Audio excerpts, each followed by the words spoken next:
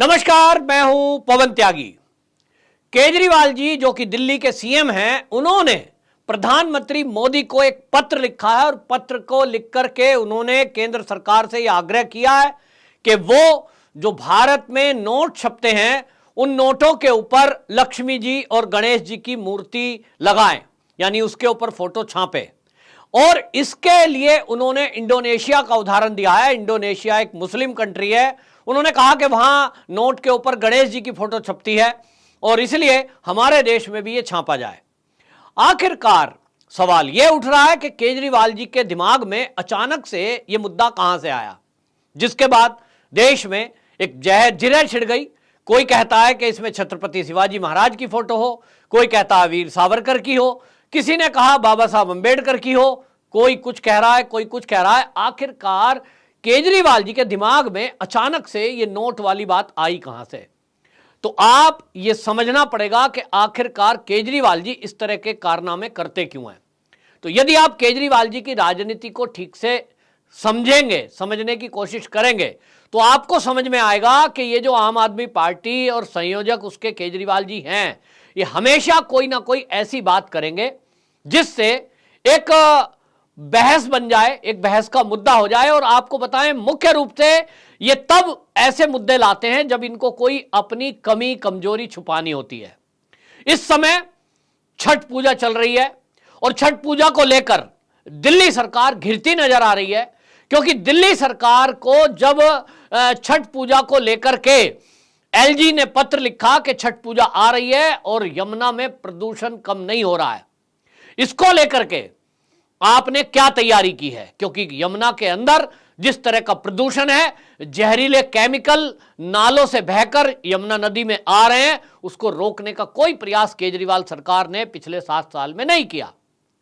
लेकिन जब इस मामले की पोल खुली और भारतीय जनता पार्टी के लीडरों ने उस प्रदूषण की पोल खोली, तो आनन फानन में केजरीवाल सरकार एक निर्णय करती है और 50,000 जहरीला केमिकल ये नदी के अंदर, यमुना नदी के अंदर छिड़काव करने का आदेश दे देती है। ये छिड़काव होने लगता है, झाग के ऊपर ये केमिकल छिड़का जा रहा था। इसी बीच भारतीय जनता पार्टी के नेताओं ने पोल खोली कि भैया ये जहर क्यों डाला जा रहा है। जिस जहर को पानी में डालने से पानी के जीव मर जाएंगे, जिस पानी में केमिकल को डालने से अगर कोई उसमें डुबकी लगाता है उसको स्किन का कैंसर तक हो सकता है, उसको गंभीर बीमारियां हो सकती हैं यदि ये पानी उसके मुंह में चला गया। और तो और यमुना का पानी ही पंप के द्वारा खींचकर फिल्टर करके उसको पीने के लिए भी सप्लाई किया जाता है। विशेषज्ञों की राय यह है कि अगर इस पानी को फिल्टर करेंगे तो इसमें जो जहरीले तत्व हैं वो फिल्टर में भी फिल्टर नहीं होंगे और लोगों के शरीर में जाएंगे, जिससे त्वचा के रोग और बहुत सारे हानिकारक रोग, जिसमें किडनी फेलियर, लीवर फेलियर जैसी बीमारियां हो सकती हैं। सवाल यह उठता है फिर आखिरकार 50,000 लीटर जहरीला केमिकल ये केजरीवाल जी ने यमुना नदी में क्यों छिड़कवाया, जबकि छठ मात्र एक दिन बाद आनी थी? लोगों का कहना है कि यह केजरीवाल जी की हिंदू विरोधी मानसिकता है कि वो हिंदुओं के त्योहार पर एक तरफ छठ के पहले कोई अरेंजमेंट नहीं है और केमिकल के रूप में जहर छिड़कवाते हैं। अगर डुबकी लगाएगा तो हिंदू लगाएगा, हिंदू डुबकी लगाएगा तो बीमार होगा, बीमार हो तो मरे, इन्हें कोई चिंता नहीं है। दीपावली अभी गई, भारत में पहला एकमात्र राज्य दिल्ली ऐसा था जहां पटाखे छुड़ाने पर 6 महीने की सजा ये आम आदमी पार्टी की सरकार ने करी। इस पर एक और ये तुर्रा जो आरटीआई से खुलासा हुआ कि यही केजरीवाल सरकार जो हिंदुओं के त्योहारों पर रोक लगाती है, हिंदुओं के त्योहारों पर उपेक्षा करती है और हिंदू जिस नदी को अपनी मां मानते हैं, यमुना मैया, उसके अंदर जहर घुलवाती है। दूसरी तरफ दिल्ली सरकार के कारनामे खुलकर सामने आए कि इसी सरकार ने पिछले 7 साल में वक्फ बोर्ड को निजी संपत्ति, निजी यूज के लिए 100 करोड़ रुपए से अधिक की राशि दी। और इसका खुलासा और किसी से नहीं, दिल्ली सरकार के खुद आंकड़े बता रहे हैं, क्योंकि यह खुलासा आरटीआई से हुआ है। दिल्ली सरकार के बाकायदा जो अधिकृत लोग हैं उनके हवाले से यह खबर बाहर आई है। तो अब इस खबर में जब केजरीवाल घिरे कि एक तरफ आप विशेष मुसलमानों के लिए पैकेज करते हैं, साल दर साल उनके लिए पैसे देते हैं वक्फ बोर्ड को निजी इस्तेमाल के लिए, जो आम आदमी के टैक्स का पैसा है, दीजिए, लेकिन हिंदुओं के लिए भी तो कुछ करिए। भारत, दिल्ली के अंदर इतने सारे मंदिर हैं, क्या केजरीवाल जी ने किसी एक मंदिर पर किसी एक टैक्स पेयर के पैसे से एक ईंट भी लगाई है? नहीं। और जब ये केजरीवाल जी घिरते नजर आए, इन पर सवाल खड़े हुए कि आप तो हिंदू बन रहे थे, आप तो हिंदू भक्त बन रहे थे, आप हनुमान भक्त बन रहे थे, और आप जब दिखा रहे थे मैं तो हनुमान भक्त हूं, आपको लगता है कोई भी कनॉट प्लेस के उस हनुमान मंदिर में किसी ने देखा है केजरीवाल जी को दोबारा जाते हुए? नहीं। वोट के लिए हनुमान मंदिर गए, लंबा सा तिलक लगाया, हनुमान भक्त कहकर हिंदुओं को बेवकूफ बना के वोट ले ली। अब छठ आया है तो छठ के पहले जिस तरह के कारनामे करे, ये गिरते नजर आए, तो इनको लगा कोई मुद्दा डाइवर्ट करने के लिए चाहिए, तो अपने को हिंदू प्रूव करने के लिए ये इन्होंने एक सुर्रा छोड़ा, जिससे कि ये अपने आप को गुजरात के चुनाव में खड़े होकर कहेंगे, देखो भाई, मैंने तो लक्ष्मी जी के और गणेश जी की पूजा के लिए मोदी जी को पत्र लिखा है। अब मोदी सरकार गणेश जी की फोटो नहीं लगा रही है, मोदी सरकार लक्ष्मी जी को नहीं मानती है, मैंने तो चिट्ठी लिख दी। हिंदुओं को मूर्ख बनाकर उनकी वोट लेने के लिए, गुजरात के एजेंडे में ये फिट करने के लिए केजरीवाल जी ने लोगों का ध्यान भटकाने के लिए इस छठ की कुव्यवस्था और यमुना नदी की प्रदूषण को ध्यान हटाने के लिए ये सब सुर्रा छोड़ा। लेकिन जल्द ही इसका खुलासा हो गया, क्योंकि आरटीआई ऐसे समय में आई, वक्फ बोर्ड को 100 करोड़ रुपए जो इन्होंने दिए हैं, उसका आपको बता दूं जो खुलासा हुआ है, उस खुलासे में आपको बताऊं कि ये पिछले 7 साल में लगभग जो 100 करोड़ दिया गया, 2015-16 में लगभग 1 करोड़ 25 लाख रुपए, 16-17 में 1 करोड़ 37 लाख रुपए, 2017-18 में 5 करोड़ रुपए, और 2018-2019 में 8 करोड़ 85 लाख रुपए, 2019 से लेकर 2020 के बीच में 22 करोड़ 72 लाख 50 हजार रुपए, और 2021-22 यानी अभी पिछले ही साल सबसे ज्यादा 62 करोड़ और 57 लाख रुपए ये वक्फ बोर्ड को दिए। ये दिल्ली के जनता का टैक्स का पैसा है, जो दिल्ली के दुकानदारों ने दिया है, दिल्ली के लोगों ने शॉपिंग में गए तो वहां दिया है, और ये सब जो टैक्स का पैसा है, केजरीवाल जी के मन में आया कि मैं मुसलमानों के लिए खर्च करूं, क्योंकि वो तो एक कार्यक्रम में बाकायदा वो वीडियो वायरल हो रहा है, जो वक्फ बोर्ड के कार्यक्रम में गए थे, वो कह रहे थे कि मेरा तन मन धन सब वक्फ बोर्ड के लिए है, मुसलमानों के लिए है। तो गुजरात में इनको लगता है कि इसका लाभ मिलेगा। गुजरात चुनाव में इसका लाभ लेने के लिए इस साल खास तौर पर लगभग 63 करोड़ रुपया जो दिया गया, वो यही ध्यान में रख के दिया गया कि जब गुजरात में जाएंगे तो वक्फ बोर्ड के लोग इनका गुणगान करेंगे, और ये खुद भी बताएंगे, देखो हमने भाई 100 करोड़ से ऊपर अधिक मुसलमानों के लिए पैसा खर्च किया है। अब जब ये पोल खुली है तो केजरीवाल जी को लगता है कि मुस्लिम वोट तो इनकी पक्की हो गई, उनके लिए तो इन्होंने बहुत कुछ किया है, हिंदुओं की वोट लेने के लिए मोदी को कैसे काउंटर करें। तो सुर्रा छोड़ते हैं, शुरू में फ्री बिजली, हम फ्री बिजली देंगे, हम तीर्थ यात्रा फ्री कराएंगे। गुजरात में ये फ्री वाला मामला चला नहीं, क्योंकि गुजरात के लोगों ने कहा हमें तो विकास चाहिए, हम फ्री का मामला लेते ही नहीं है। वहां जितने पिछले सालों में भारतीय जनता पार्टी की सरकारें रही हैं, उन्होंने कुछ चीज फ्री में नहीं दी है, लेकिन गुजरात का विकास किया है। और विकास मॉडल ही आज पूरी दुनिया में, भारत नहीं पूरी दुनिया में सराहा जा रहा है।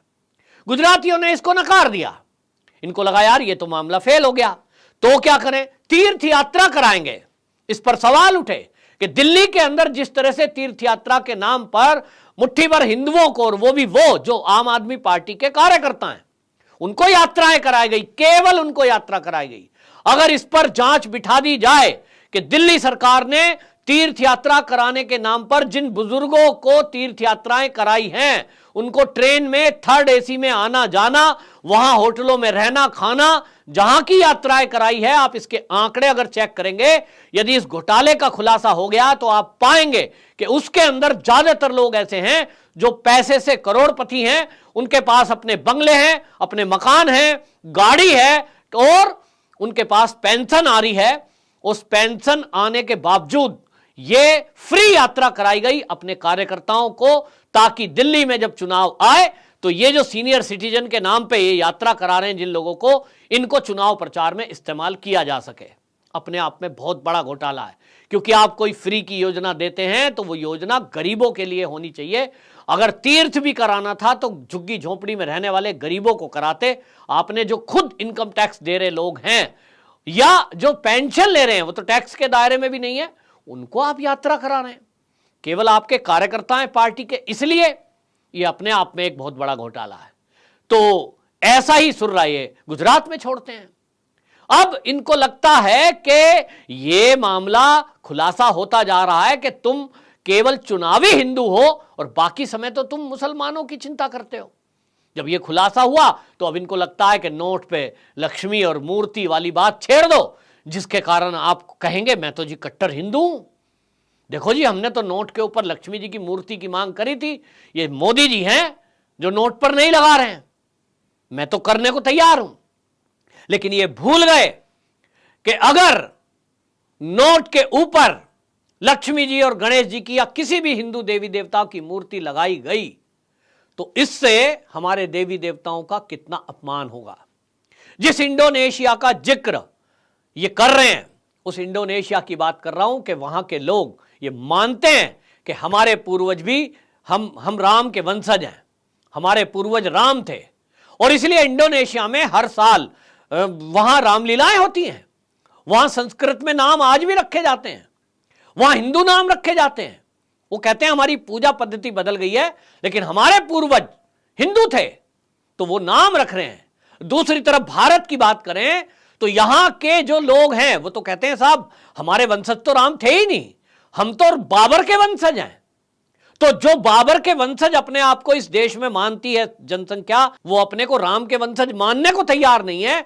उस नोट पर जहां राम जी की फोटो होगी, लक्ष्मी जी की होगी, गणेश जी की होगी, क्या वो उसका आदर करेंगे?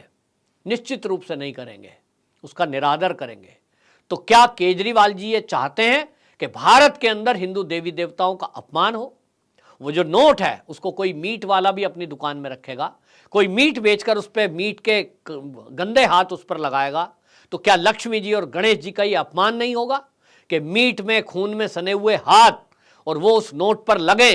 तो क्या केजरीवाल जी ये चाहते हैं कि इससे अराजकता फैले, हमारे देवी देवता हमसे नाराज हो? क्योंकि इंडोनेशिया का हाल अगर आज आप देखेंगे, वहां की करेंसी को रुपया कहा जाता है, रुपया, जो कि देखिए हिंदी से मिलता जुलता शब्द है, लेकिन $1 के बदले 1500 रुपया वो उसकी कीमत है। अर्थव्यवस्था बुरी तरह चरमराई हुई है और उसका एक कारण यही है कि वहां हिंदू देवी देवताओं का जिस तरह से बेकदरी हो रही है, और इसलिए ये चाहते हैं कि शायद यहां भी ऐसा हो जाए, हिंदू देवी देवताओं का अपमान हो जाए।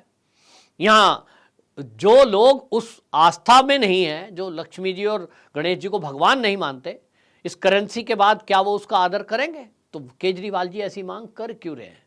क्या वो यहां अराजकता पैदा करना चाहते हैं, हिंदू देवी देवताओं का अपमान कराना चाहते हैं? बड़ी शातिरी सोच से ये सब प्लानिंग किया गया है ताकि वो मोदी जी को घेर भी सकें और वो हिंदू भी अपने आप को बता सकें।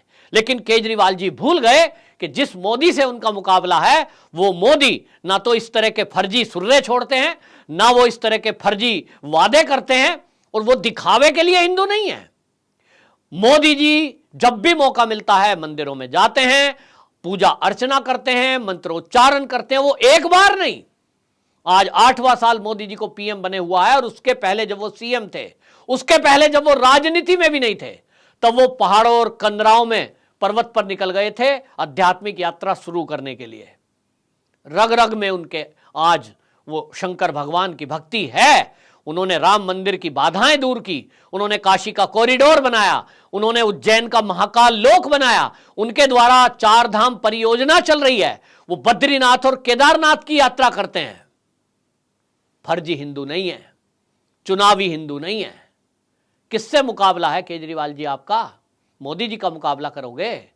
मोदी जी को फेल करने की सोच रहे हो?